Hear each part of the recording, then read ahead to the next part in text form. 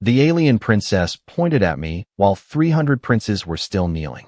I had one boot on a maintenance ladder and both hands wrapped around a buckling ceiling brace when the entire selection hall went silent. A second earlier, Sayla's crown had been roaring with ceremonial music, translator drones, and the low thunder of hundreds of voices beneath a ceiling of blue crystal. Now I could hear coolant ticking inside the wall beside my ear. I could also hear my own breathing. "Human," a woman's voice called from below. "Why are you standing?" I looked down. Princess Vaelira Soryn stood at the center of the hall, surrounded by men who could probably purchase Earth's annual output with whatever they carried in their pockets. She was impossible to mistake for anyone else. Nearly 6'3", with pearl turquoise skin that caught the violet light and broke it into thin silver patterns along her throat and temples. White hair, touched with lavender, fell over one shoulder beneath a narrow crystalline crown. Her golden eyes were fixed on me. Not the princess. Me. I tightened my grip on the brace. The metal was hot enough to sting through my work gloves. "Because if I kneel, Your Highness, this support comes down." A few nobles laughed. Vaelira didn't. Her gaze traveled upward. The decorative canopy above her had shifted almost half an inch from its magnetic anchors. I had been sent into the hall 10 minutes earlier because the atmospheric system was producing a harmonic vibration nobody else seemed able to hear over the ceremony. I had found the source. Unfortunately, the source weighed roughly 900 pounds and was hanging directly over the most politically valuable woman in 12-star systems. "Move away from there," I said. That killed the laughter. An ethery guard snapped his spear toward me. Its energized edge filled the air with the sharp smell of ozone. "You do not command the princess. Then you command her to move." The brace jerked in my hands. A metallic crack echoed through the chamber. Dust glittered down across Vaelira's white hair. She looked up. Finally, I kicked the emergency release beside the ladder. Nothing happened. Of course. I pulled my wrench from my belt and slammed it into the manual lock. Once. Twice. The vibration traveled through my wrists into my teeth. On the third strike, the canopy's secondary anchors fired with a deep magnetic boom. The massive structure dropped 4 inches, stopped, and swung hard enough to send a gust of hot air across the platform. Several princes scrambled backward. Vaelira didn't. I climbed down, boots ringing against the ladder, while maintenance drones descended around me with angry electronic chirps. The hall smelled of heated alloy, expensive incense, and the faint citrus bite of ethery ceremonial oil. When my feet touched the polished black floor, I realized everyone else near the princess was still kneeling. That left me standing alone. Vaelira approached. Up close, the silver patterns beneath her skin moved subtly with her pulse. "Your name?" "Ethan Cole. Life Support Engineering." Her eyes flicked toward the wrench in my hand. "You interrupted the selection conclave, Engineer Cole." The ceiling interrupted first. Something changed at the corner of her mouth. Almost a smile. Almost. Behind her, holographic banners displayed the names of candidates who had crossed half the galaxy for the chance to be selected by her. Admirals, heirs, warlords, princes. Everyone wanted Princess Vaelira. That much was obvious. She studied my grease-stained uniform, then the scraped knuckles gripping my wrench. "And what did you come here hoping to win?" I glanced at the damaged canopy. A functioning ventilation system would be nice. This time she did smile. It was small, quick, and apparently shocking enough that one of her attendants inhaled sharply. Vaelira turned toward the kneeling candidates, but after 3 steps she stopped. Her head tilted back toward me. Those strange golden eyes narrowed with something I couldn't yet name. Then she spoke to her royal aide. "Bring the human to me after the ceremony."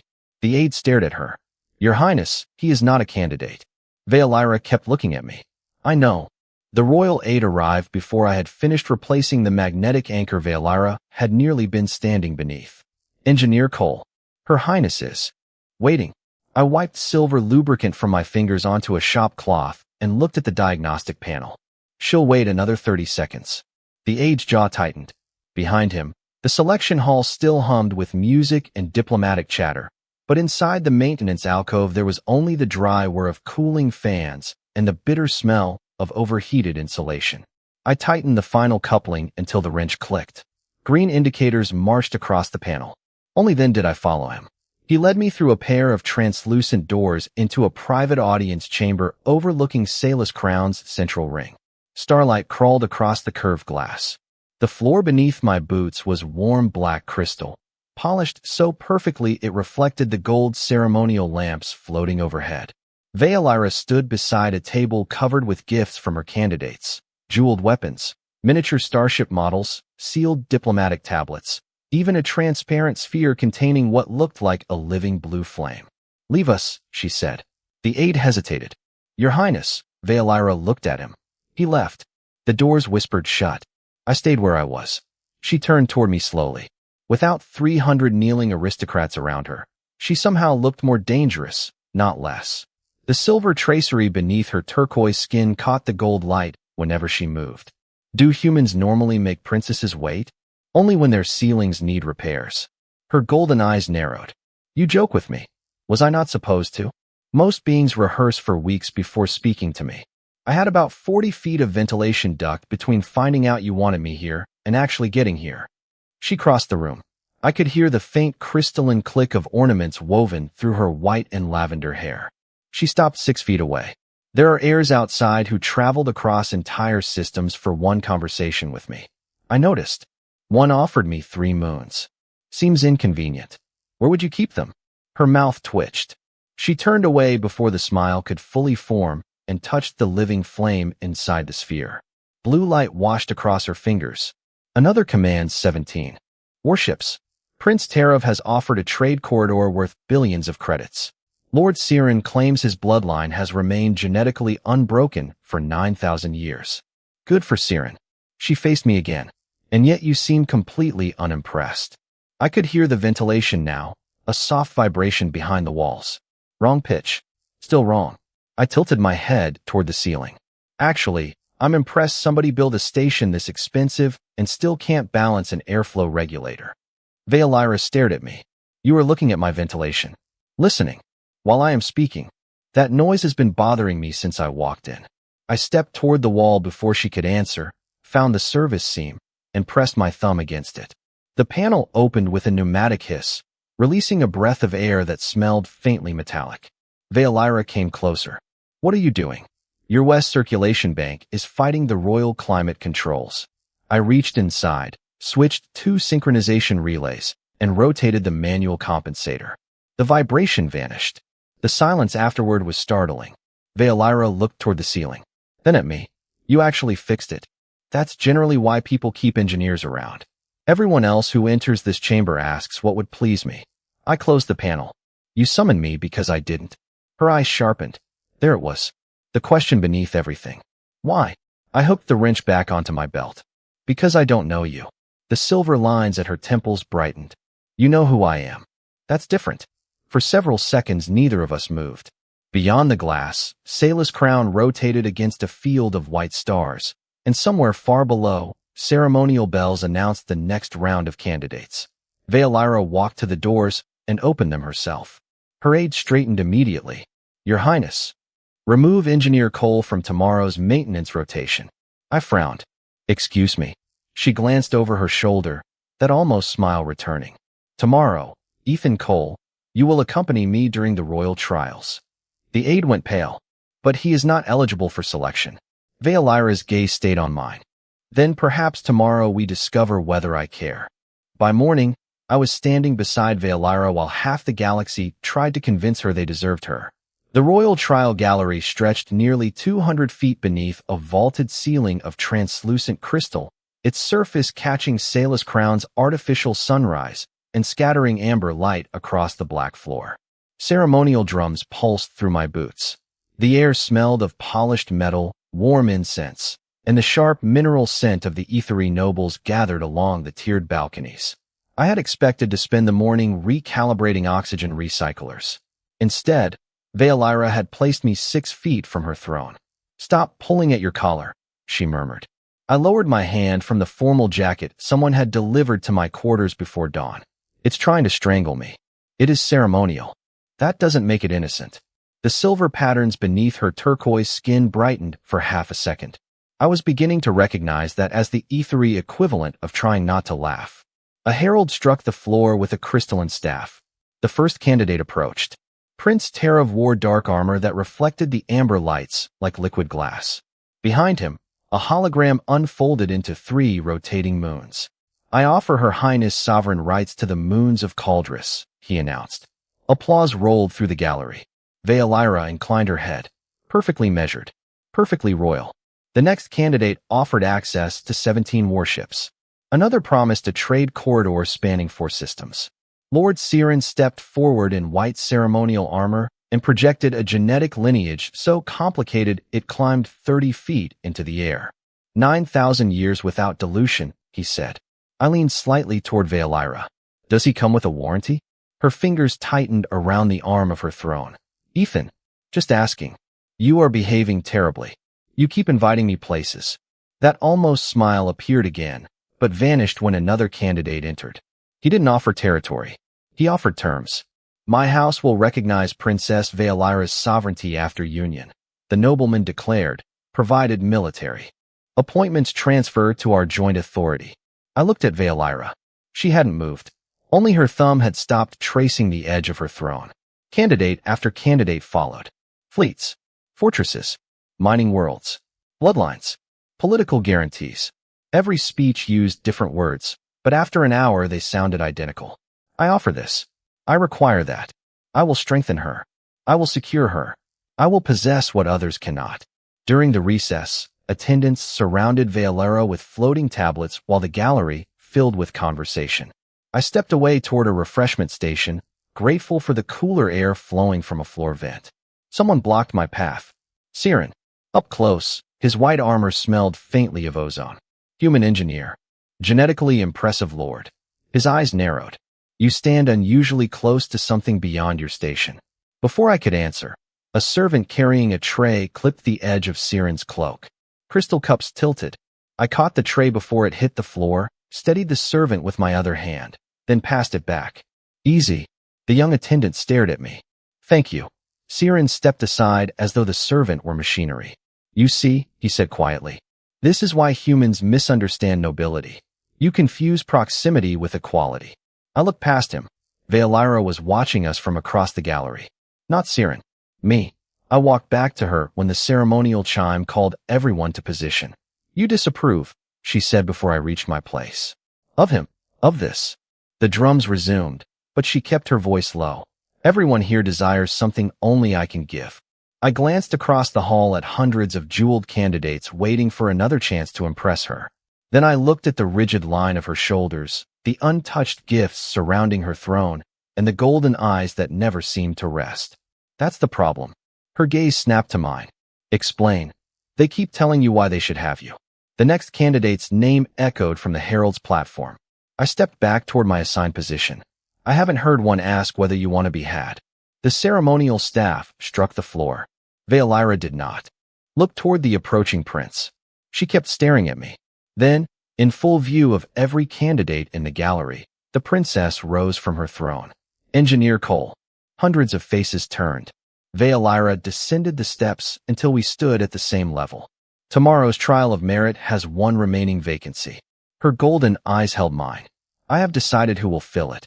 The next morning, Vaelira handed me a contestant's insignia, while Lord Soryn laughed loudly enough for the entire arena to hear. You cannot be serious. His voice carried beneath the silver arches of the trial chamber, where artificial sunlight poured through a transparent ceiling and turned the polished floor into sheets of pale gold. The air was cool against my face, but beneath it lingered the hot metal smell of charged gravitic equipment. I looked at the insignia in Vaelira's palm. I was hoping you'd reconsider overnight. I did. Her golden eyes held mine. Then impress me, human. I took the insignia. Around us, 12 candidates waited beside individual trial lanes filled with suspended platforms, rotating barriers, and blue energy gates. The objective looked simple. Retrieve a crystal marker from the opposite side and return it. Naturally, everyone except me wore ceremonial combat armor. I had boots, gray engineering clothes, and the uncomfortable suspicion that Vaelira was enjoying this. A horn sounded. Platforms snapped into motion. Soryn launched forward immediately, his white armor amplifying every jump. I followed more slowly. The first platform vibrated beneath my boots. The The second tilted 20 degrees. Ahead, Soryn crossed an energy gate without breaking stride. Too easily. I stopped. The gate cycled every 4 seconds for everyone else. For him, it opened half a second early. That's interesting. I crouched beside the platform housing and pressed 2 fingers against the metal. A faint pulse buzzed through my glove. Somebody had synchronized Soryn's suit transmitter with the course. He wasn't reacting faster. The course was reacting to him. From the royal balcony, Vaelira leaned forward. I could have shouted. Instead, I moved. Soryn reached the final section, nearly 40 feet ahead of me, and raised his arm toward the crystal marker. The crowd thundered approval. Then his advantage became a problem. His transmitter triggered 2 systems simultaneously. I heard the wrong sound first, a double magnetic click beneath the floor. The platform under Soryn rotated while the next one accelerated toward him. Soryn. He turned too late. I jumped across the gap, hit his shoulder, and drove both of us onto the stable section as the 2 platforms slammed together behind us with a metallic boom. Blue sparks scattered across my sleeve. Heat brushed my cheek. Soryn shoved himself upright. Get off me. You're welcome. His face hardened. I had it under control. Sure. The floor looked terrified. I pulled the transmitter module from the edge of his armor. The tiny device blinked green against my palm. The arena went quiet. Vaelira descended from the balcony. Her boots clicked slowly across the floor until she stopped in front of us. What is that? Soryn reached for it. I closed my hand first. Something that tells the course when he's coming. Murmurs moved through the spectators. Soryn's jaw tightened. Human accusation. Engineering observation. I handed the module to Vaelira. Check the synchronization frequency. She passed it to a trial official. Seconds later, the official's display flashed red. Soryn's shoulders went rigid. Vaelira looked at him, then at me. You could have exposed him before the final obstacle. Yep. You could have won. Probably not. I'm still wearing work boots. Her gaze shifted toward the damaged platforms. Yet when his advantage endangered him, you saved him. He was about to get crushed. He insulted your species yesterday. I remember. And cheated against you today. Also noticed that. Her voice dropped. Then why? I looked at Soryn, still breathing hard inside his expensive white armor. Then back at the princess everyone had cross-star systems to possess. Because letting him get hurt wouldn't make me better than him. The silver lines beneath Vaelira's skin brightened until they were visible even beneath the arena lights. Soryn started to speak. She raised one hand, and he stopped. Then the princess turned toward the officials. Remove Lord Soryn from the trial of merit. Soryn stared at her. Your Highness, you wish to prove your worth to me. Her golden eyes hardened. The human just did. She walked past him and stopped directly in front of me. For the first time since I had met her, there was no amusement in her expression. Tonight, Ethan Cole, I want an answer to one question. Her voice was quiet enough that only I could hear it. Why did you save a man who despises you? I gave Vaelira her answer with a wrench in my hand and no idea she had come looking for me herself. 3 hours after the trial of merit, I was back where I belonged, 40 decks below the royal galleries with my sleeves rolled up and both hands inside an atmospheric recycler. The engineering bay vibrated with the steady bass note of Salus Crown's reactor. Warm air rolled from an open conduit against my face, carrying the smells of machine oil, hot copper, and synthetic coffee somebody had forgotten on a console. I tightened a coolant valve and watched the pressure needle settle into green. You missed our meeting. Her voice came from behind me. I nearly introduced my forehead to the inside of the recycler. I pulled myself out and found Princess Vaelira standing beneath a strip of white maintenance lights. No herald, no royal aide, no guards that I could see. Her pale ceremonial robes looked almost luminous against the scratched gray bulkheads, and the silver lines beneath her turquoise skin shimmered with each pulse at her throat. I thought you said tonight. It is tonight. I checked the clock. Huh. That is your apology? I can make it longer. She folded her arms. Do not. I grabbed a cloth and wiped black lubricant from my fingers. Fair enough. The reactor's vibration filled the silence between us. Vaelira stepped closer, her boots making soft clicks on the grated deck. Why did you save Soryn? You came 40 decks down for that. I asked you a question. I tossed the cloth onto my workbench. Because I didn't need to like him to let him live. Her fingers slowly unfolded from her arms. He considers your species inferior. That sounds like his problem. He cheated you. Still his problem. You could have allowed the trial to punish him. I leaned against the workbench. The metal was warm through my shirt. That wouldn't have been punishment. It would have been me deciding his life mattered less because he was a jerk. Vaelira's golden pupils contracted into sharp little stars. Among my people, mercy toward an enemy can be interpreted as submission. Then your people need better definitions. The words left my mouth before diplomacy could catch them. Somewhere overhead, a pressure relay snapped open with a hiss. Vaelira looked toward it, then back at me. You speak very freely for someone standing before the future ruler of the Aethery. You came into my engineering bay. I picked up my wrench. Down here, atmospheric pressure outranks both of us. A warning tone chirped from the recycler. I turned immediately. The coolant reading had climbed again. Hold this. I pushed the flashlight into Vaelira's hand. She stared at it. You are giving me equipment? Unless royal blood can see inside a dark pipe. For 1 second, she simply stood there. Then she took it. I opened the access housing, and she angled the beam without being told twice. Cold vapor spilled over my hands, smelling faintly of metal and antiseptic. Higher, I said. The light moved. Left. She adjusted it. Perfect. I replaced the damaged seal, locked the housing, and struck the reset switch. The recycler settled into a smooth hum. When I turned around, Vaelira was still holding the flashlight. Her gaze rested on the scratched yellow casing as though nobody had ever trusted her with anything so ordinary. Hundreds of men came here to offer me worlds, she said quietly. And you handed me a flashlight. You were available. A soft sound escaped her. Not the restrained royal laugh I had heard upstairs. Something warmer. She placed the flashlight carefully on my bench. You truly do not want anything from me. I didn't say that. Her eyes lifted. I nodded toward the open doorway. I want you to stop distracting my technicians tomorrow. Half of them walked into equipment after you passed through this deck. The silver patterns. Along her cheeks brightened. She turned away, but not before I saw the smile. At the threshold, she stopped. Beyond her, the corridor lights stretched into the station's blue-lit distance. Tomorrow, she said, the conclave expects me to receive another 12 candidates privately. I waited. Vaelira looked back at the grease on my hands, then at my face. I have decided they can wait. And with that, the princess who could summon anyone on Saela's crown walked away from her own court, leaving one quiet instruction behind. Tomorrow night, Ethan, I am coming back here. Vaelira returned to engineering the next night, wearing no crown and carrying the same scratched yellow flashlight I had given her.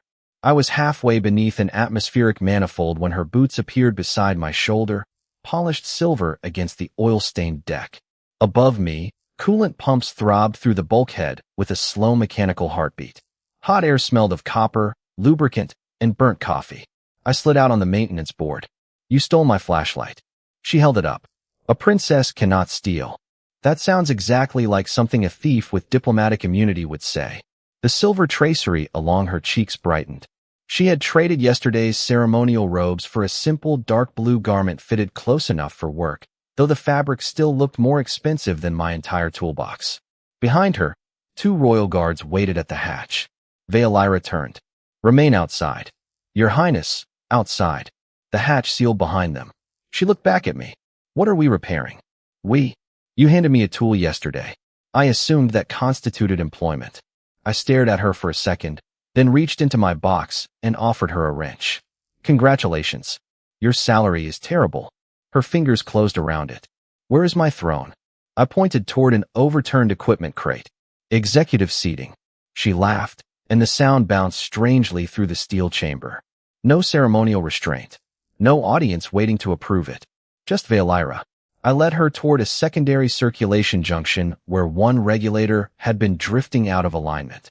The access tunnel was barely 5 feet wide, forcing us between warm pipes wrapped in rough thermal mesh. Blue service lights painted silver along her skin.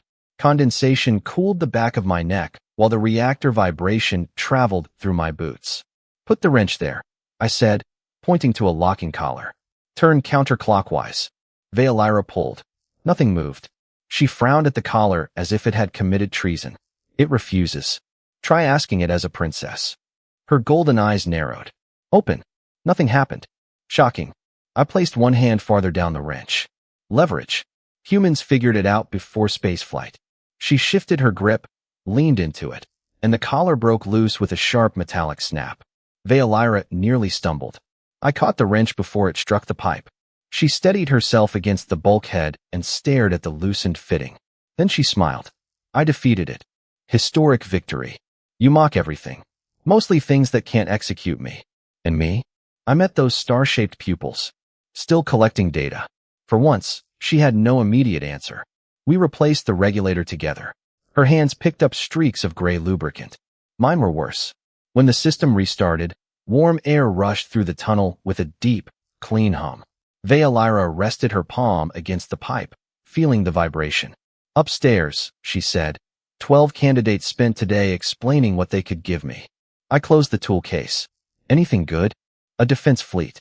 2 planetary estates. Exclusive rights to a mineral belt. And here you got grease. She looked at her stained fingers. I prefer the grease. I handed her a cup of synthetic coffee from the dispenser. She tasted it, froze, and stared accusingly into the cup. Humans drink this willingly? Calling it coffee is technically optimistic. She took another sip anyway. We sat on the equipment crate while machinery breathed around us. No herald announced her. Nobody knelt. Her shoulder rested inches from mine beneath the blue service lights, and she watched steam curl from the cup as though it were more interesting than the fortunes waiting upstairs. Then the royal communicator at her wrist chimed. Your Highness, an aide said. Through the speaker, the candidates are assembled for your evening reception. Vaelira looked toward the sealed hatch. Then at me. Her thumb pressed the communicator dark. They can leave. I lowered my cup. All 12. She placed the wrench carefully beside my hand. All 12. The decision hung between us with the reactor's low pulse. Then Vaelira leaned back against the scratched steel wall, lifted her terrible coffee, and said, Show me what else needs fixing. The plasma arc snapped across Vaelira's hand before I could reach the emergency cutoff. White blue light flashed through the maintenance bay, sharp enough to leave a violet stain across my vision, and the air filled with the bitter smell of ozone. Vaelira jerked back from the open regulator housing, dropping the wrench onto the grated deck. Don't touch anything. I killed the power. The machinery wound down around us, its heavy vibration fading until I could hear coolant dripping somewhere inside the wall. Vaelira stared at the inside of her palm. A thin red mark crossed the pearlescent turquoise skin below her fingers, surrounded by silver tracery that pulsed brighter than usual. It is insignificant. That's exactly what people say right before making my shift longer. I caught her wrist gently and guided her toward the workbench. She looked down at my hand around her arm, but didn't pull away. I opened the emergency kit, tore the seal from a cooling patch, and pressed it carefully over the burn. The gel released a clean antiseptic smell. Cold? I asked. Extremely. Good. You humans have strange definitions of good. You volunteered for engineering. You handed me the wrench. And somehow this is my fault. Her golden pupils narrowed. Obviously. I almost laughed. Instead, I kept my attention on the patch, checking the edges against her skin. She had moved closer without me noticing. Close enough that the white-violet strands of her hair caught the blue service light between us. Close enough that I could feel warmth coming from her despite the cold air blowing through the disabled circulation line. Then her eyes shifted from my hands to my throat. Your pulse accelerated. I stopped. You can hear that. E3 hearing is more sensitive than human hearing. That seems unfair. She tilted her head. It accelerated when I moved closer. The silver lines along her cheekbones glimmered softly. Why? There were probably several diplomatic answers available. Unfortunately, none reached my mouth first. You're beautiful. I'm not dead. Vaelira went completely still. Even the faint amusement left her face. I released her wrist and stepped back far enough to put clear space between us. Those are not the same as permission. Her gaze followed the distance I had created. Permission? Attraction doesn't give me a claim on you. I nodded toward the royal levels somewhere 40 decks above us. Apparently half the station could use that reminder. The cooling system restarted with a low mechanical thump. Air moved through the bay again, carrying the smell of metal and synthetic coffee. Vaelira slowly turned her injured hand beneath the light. Among E3 nobility, desire is rarely separated from intention, meaning If someone publicly desires something, they are expected to pursue possession of it.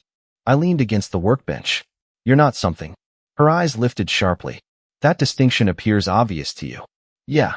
It is not obvious upstairs. She removed the cooling patch long enough to inspect the fading mark, then placed it back exactly where I had put it. Every candidate has praised my appearance, my bloodline, my genetic compatibility, my political value. She stepped toward me again. This time I stayed where I was. You are the first to tell me I am beautiful and then move away. Was I supposed to submit paperwork? A quiet laugh escaped her, but it disappeared quickly. She reached for the wrench on the deck. I caught it first. Absolutely not. The repair remains unfinished. Your Royal Engineering career has been suspended pending medical review. By whom? Me. You have no authority over me. I handed her the flashlight instead. Then consider it professional advice. She accepted it. For several minutes we worked without speaking. I replaced the scorched connector while Vaelira held the beam steady. Over my shoulder. When the final relay locked into place, green lights climbed across the regulator. Warm air flowed through the vent. I closed the housing and turned. She was watching me instead of the machinery. Ethan. Yeah. Tomorrow I am required to attend a private banquet with the remaining candidates. Sounds expensive. It will be. She set the flashlight down. I am not going. I straightened. Vaelira, they want the princess. Her golden eyes stayed on mine as the silver patterns beneath her skin brightened. I have decided I would rather spend tomorrow with the man who speaks to me as though I belong to myself. The law arrived on my wrist display 30 minutes before Vaelira was supposed to meet me. I was calibrating an oxygen sensor in Salis Crown's lower engineering ring when the diplomatic notice flashed across my screen in hard red letters. The base smelled of hot insulation and machine oil, and compressed air hissed through the open manifold beside me. I read the message twice, then a third time. Royal Selection Protocol, Non-Ethery Consort Designation.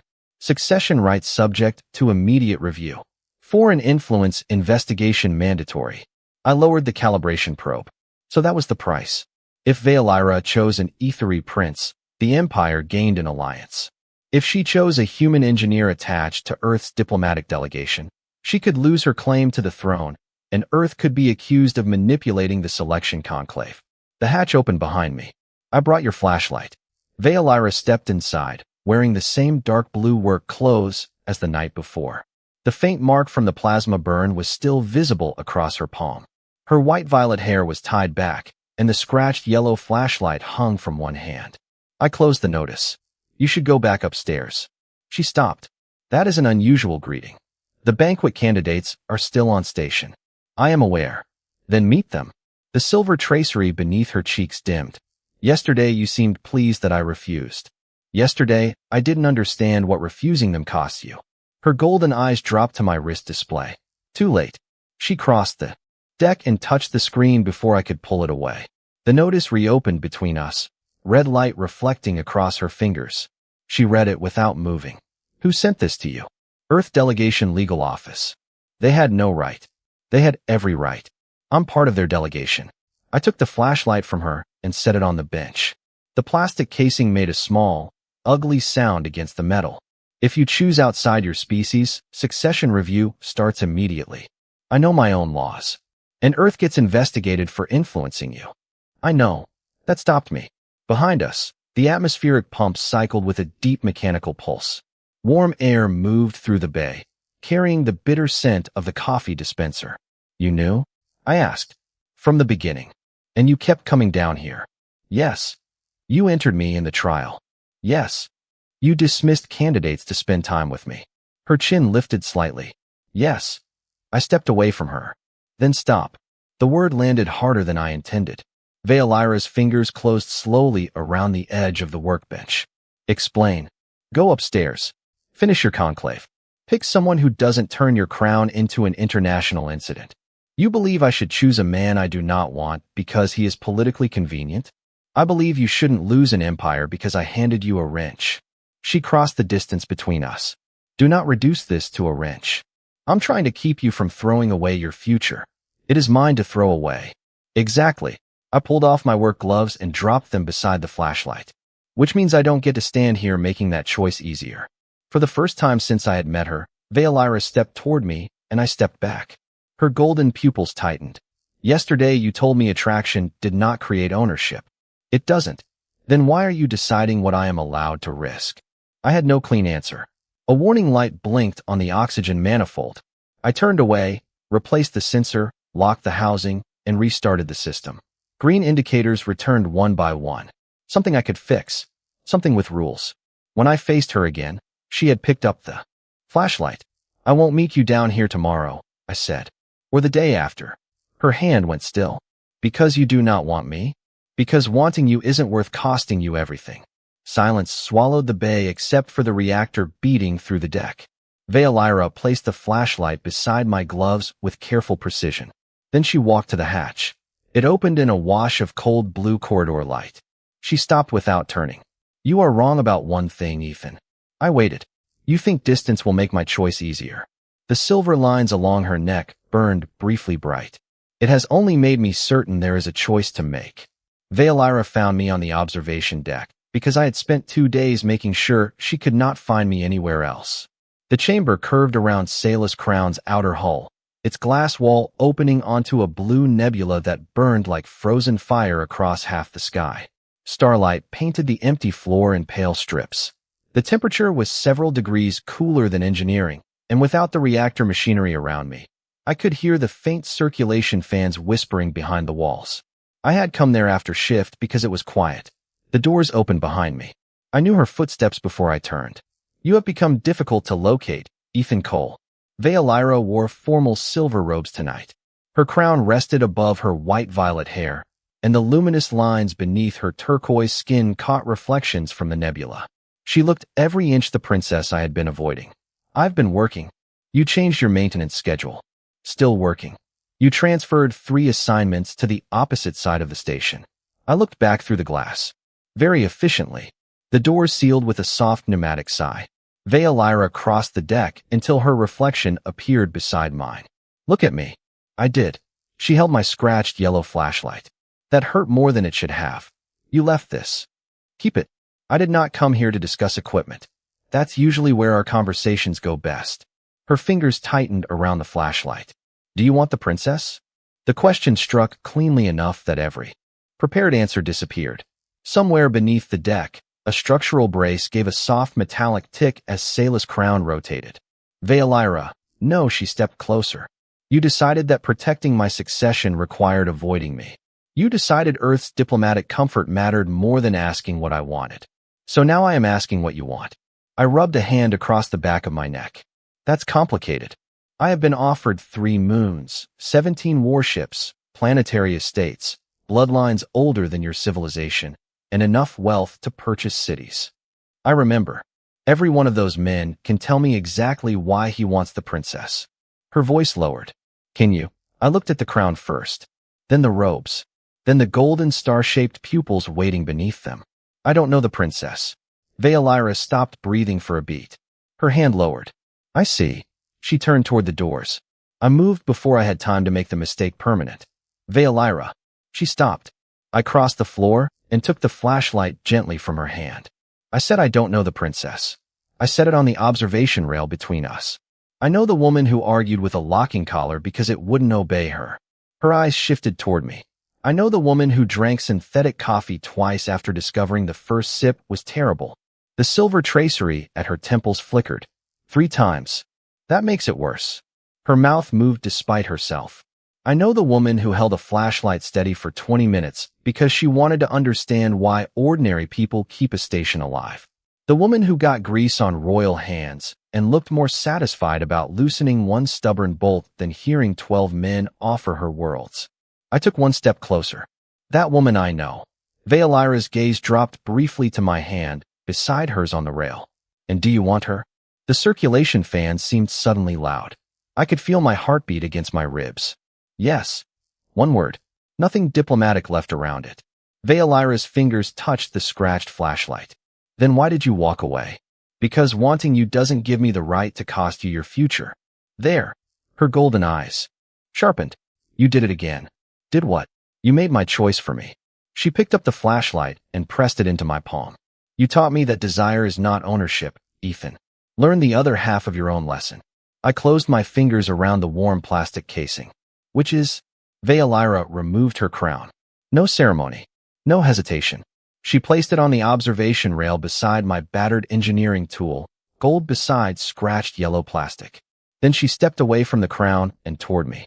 That caring for me does not mean choosing in my place. The nebula's blue light moved across her face. For the first time, nothing royal stood between us.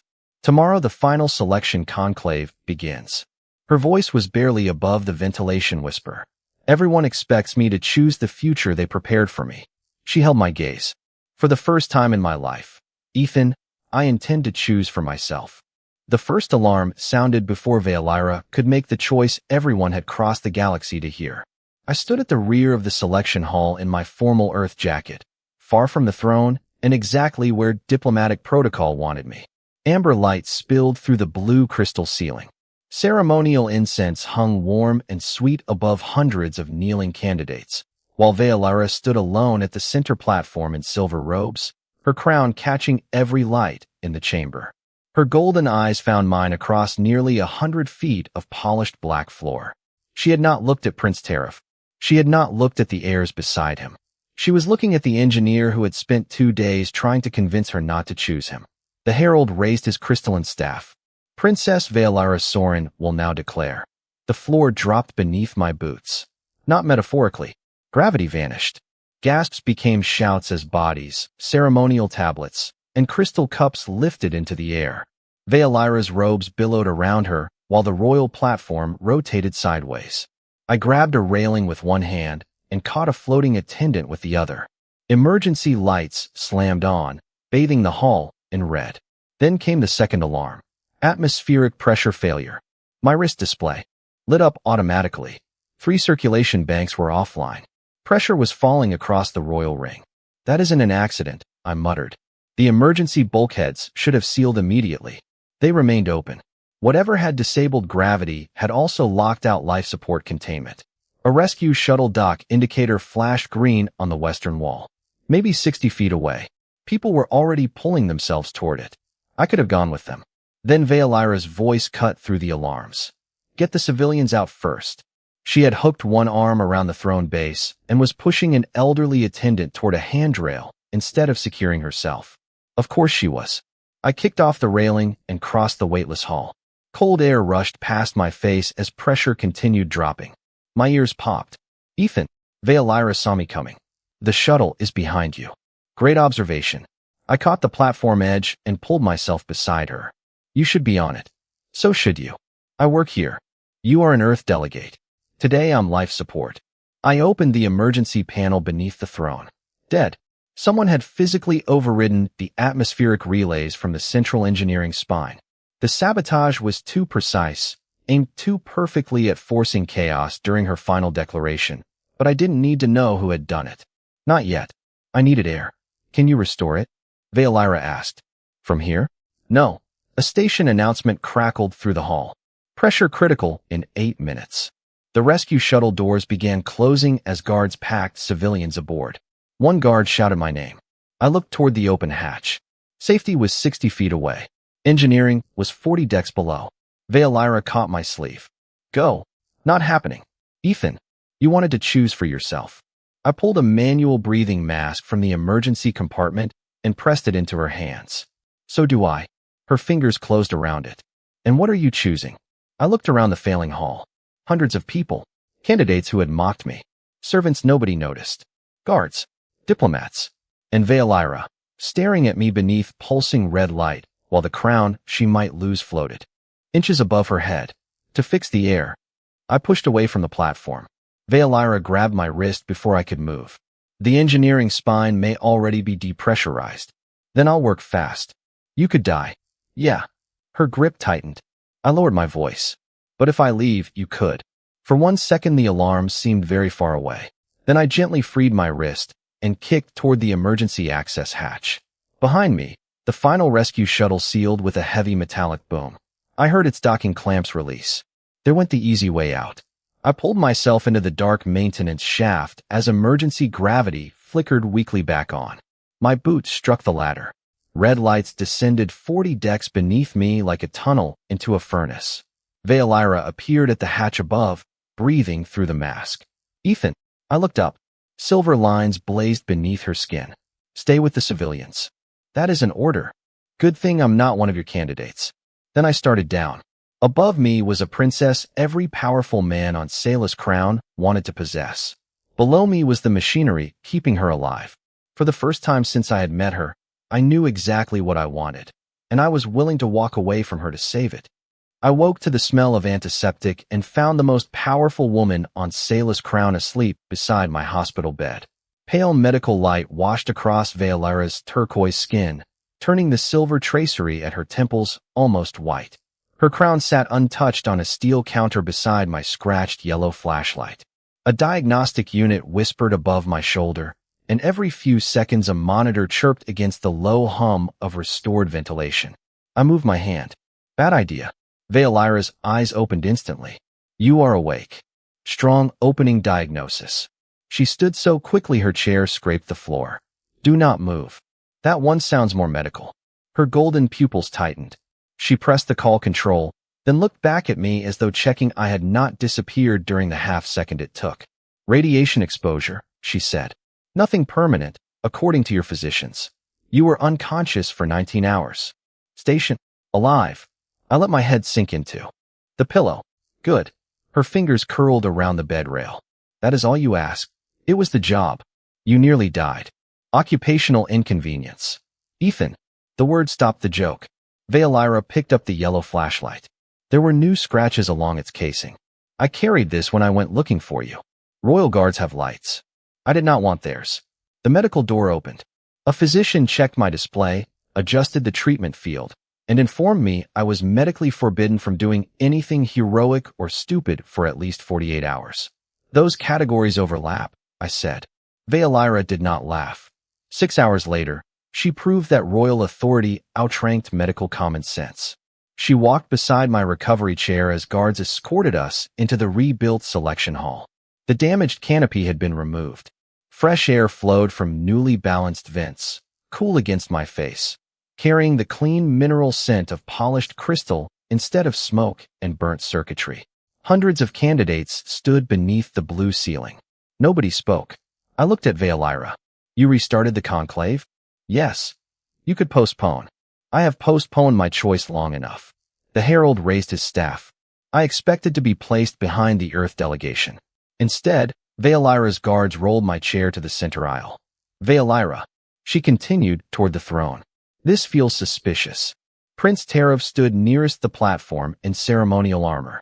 Beyond him waited admirals, heirs, nobles, and rulers who had brought fleets and worlds as gifts.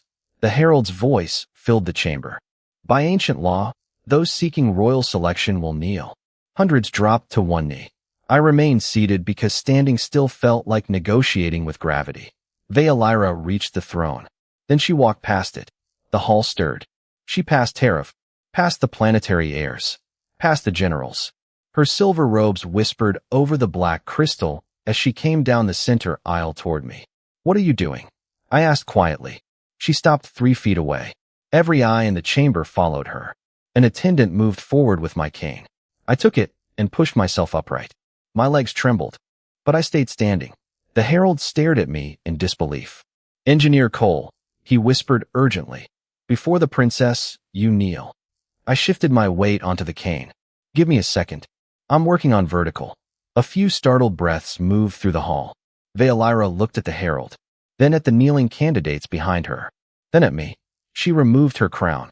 The room became so quiet I could hear the ventilation system I had repaired humming above us. Vaelira placed the crown on the floor, and before I understood what she intended, Princess Vaelira Soryn lowered herself onto one knee in front of me. The herald's staff slipped from his fingers and struck the crystal with a sharp crack. Nobody moved. "Vaelira." My voice came out rough. She lifted her golden eyes to mine. The silver lines beneath her skin glowed like starlight. "They came here expecting you to kneel before power," she said. "But when this station failed, you chose people who had never learned your name over the woman you wanted." She reached up and placed one hand over mine on the cane. "So let them understand the difference between being desired and being worthy." Behind her, hundreds of men who had offered fleets, planets, and bloodlines remained on their knees. The princess stayed kneeling before the engineer who had offered her nothing but the freedom to choose. Then Vaelira rose, turned toward the throne, and left her crown on the floor between us. "Tomorrow," she said so the entire hall could hear, "I will announce my selection." She looked back at me, and this time, no law, crown, empire, or human is going to make that choice for me. Vaelira made her choice, standing between a crown on the floor and a human who had never asked her to choose him. The selection hall was silent enough for me to hear the soft hiss of the restored ventilation above us. Morning starlight poured through the blue crystal ceiling, laying pale bands across hundreds of kneeling candidates. I stood beside my recovery chair with one hand on a cane, my ribs still aching whenever I breathed too deeply. Vaelira entered alone. No herald announced her. No guard surrounded her. Her silver robes whispered across the polished black floor, and the luminous tracery beneath her turquoise skin glowed softly as she passed princes, admirals, heirs, and men who had crossed entire systems carrying gifts large enough to alter economies. She stopped at the center of the hall. Her crown still rested where she had left it yesterday. Vaelira looked at it, then lifted her eyes toward the candidates. "Stand." Hundreds obeyed. Armor shifted. Fabric rustled. The air smelled of ceremonial incense and cool mineral crystal. Prince Terav stood nearest her, composed and immaculate. Behind him waited fortunes, fleets, bloodlines, alliances. Everything an imperial court could reasonably demand. Vaelira turned slowly so every candidate could see her face. "You came because you wanted me." Nobody answered. Some offered worlds. Some offered armies. Some offered wealth. Every one of you explained what possessing my hand would add to your power. Her gaze traveled across the hall before settling on me. But one man arrived with nothing to offer because he never came here for me at all. A few heads turned in my direction. I tightened my hand around the cane. "Vaelira." She walked toward me. He did not kneel when we met. A faint murmur moved through the room. Because he was holding a ceiling above my head. She came closer. He did not praise my bloodline. He complained about my ventilation. That earned one startled laugh somewhere behind her. He did not give me jewels. He gave me a wrench. The corner of her mouth lifted. "And very bad coffee. In my defense, I warned you." Her golden eyes warmed. Then her expression steadied. "When I was injured, he told me I was beautiful." She stopped 6 feet away. And then he stepped back. The room went still again. When I wanted him, he refused to decide for me. When this station failed, he could have saved me first. He did not. Her voice carried cleanly beneath the crystal ceiling. He chose thousands of lives over the woman he cared for because being precious to him did not make me more human than anyone else. I looked down for a second. The cane felt cold beneath my palm. "Everyone here wants me," Vaelira said. Her eyes never left mine. "But you were the first person who never tried to own me." She closed the final distance and held out her hand. "No crown, no throne between us. So I choose you, human." Nobody moved. I looked at her hand, then at the crown behind her. "If taking that hand means taking your throne, I can't." Vaelira's fingers remained extended. "I did not offer you my throne." "Good." I placed my hand in hers. "I'd be terrible at it." A breath of laughter moved through the hall. Her fingers closed around mine. "I am offering you me." "That," I said, "I can accept." Vaelira turned toward the assembled court without releasing my hand. "My succession will be reviewed under E3 law. Earth may answer whatever inquiries our laws require. I will surrender no one's right to question my decision." Then she looked at me. "But the decision itself is mine." I squeezed her hand once. "That sounds familiar." Later, when the ceremonies were finally over, we stood together at the observation window where she had once asked whether I wanted the princess. The blue nebula stretched beyond Saela's crown like light poured across black glass. Behind us, the station's reactor beat steadily through the floor. Vaelira's crown rested on the rail beside my scratched yellow flashlight. I looked at both. "You realize this is going to be complicated." Silver light traveled slowly beneath her skin. "Human," she said, resting her hand over mine. "That is precisely why I chose you." We stayed there without speaking, her crown beside my battered tool, the stars waiting beyond the glass. And for once the princess belonged to no throne, no empire, and no expectation. Only to the choice she had finally been free to make.